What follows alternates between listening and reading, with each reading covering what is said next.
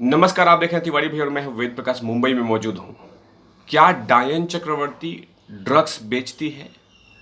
क्या डायन चक्रवर्ती ड्रग्स लेती है? क्या डायन चक्रवर्ती ड्रग्स की धंधा करती है? ये खुलासा हुआ है ईडी में। जी हाँ, ईडी जैसे जैसे इनसे पूछताछ कर रही थी, उसी से जब व्हाट्सएप चैटिंग को, जो व्हाट्सएप चैट होता है उसमें इन्वेस्टिगेशन में पता चला है 17 अप्रैल 2020 को सैमुअल मेरिंडा, जो डायन चक्रवर्ती के चिलगोजे हैं, उन्होंने डायन को मैसेज किया कि माल खत्म हो गया है, अब आगे नहीं चल सकता है, तो क्या करें? सोबी चक्रवर्ती के दोस्त से वो माल ले ले। इसका मतलब ये इंग्लिश में था, मैं इसको हिंदी में किया है। तो इसका मतलब कि माल क्या था?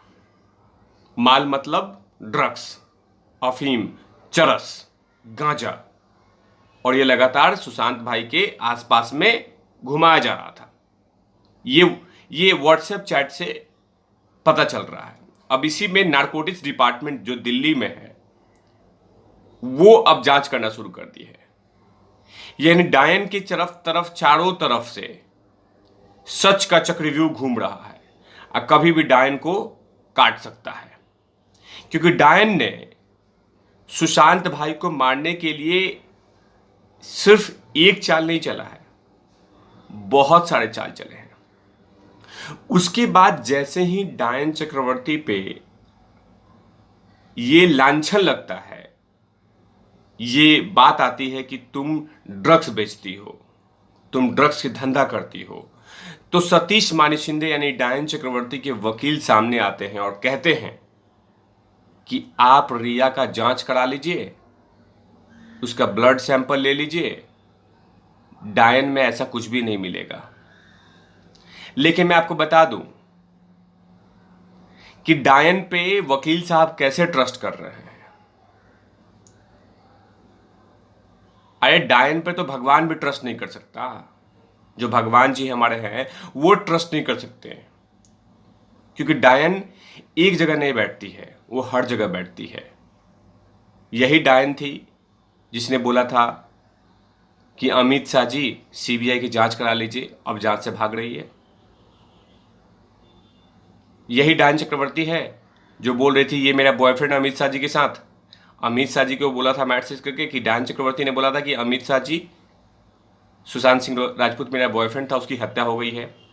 और 8 जून को जब बिल्डिंग छोड़ती है, ठड़की भट्ट को मैसेज करती है अपने शौहर को कि मैं हल्के मन से इस सुशांत को छोड़ रही हूँ, पीछे मुड़ के देखूंगी नहीं, आज जी मेरा सोना, जी मेरा बाबू।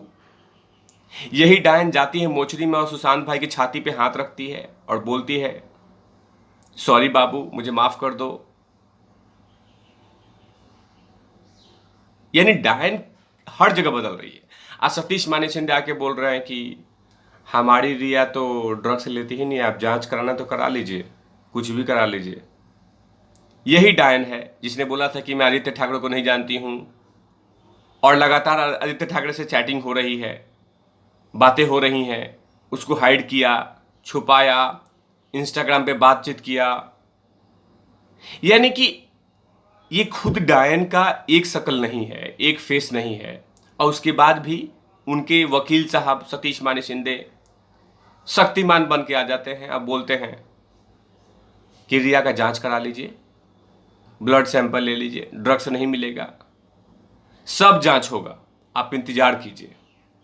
क्योंकि सच इतना बड़ा होता है कि उसके सामने झूठ इतना छोटा दिखाई देता है, इतना छोटा दिखाई देता है। सतीश माने शिंदे जी और डायन, बहुत सारे तुम्हारे भेद खुलने वाले हैं। जो तुमने पाप किया है वो बहुत सारे, जो खुदाई चल रही है मुंबई में, सीबीआई खुदाई कर रही है लगातार।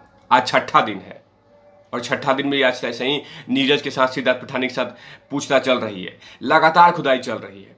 खुदाई में कहीं ना कहीं वो एविडेंस मिलेंगे जो तुम्हारे हाथ में सरकारी कंगन होंगे, सरकारी कंगन, और सीबीआई की चूड़ियां होगी।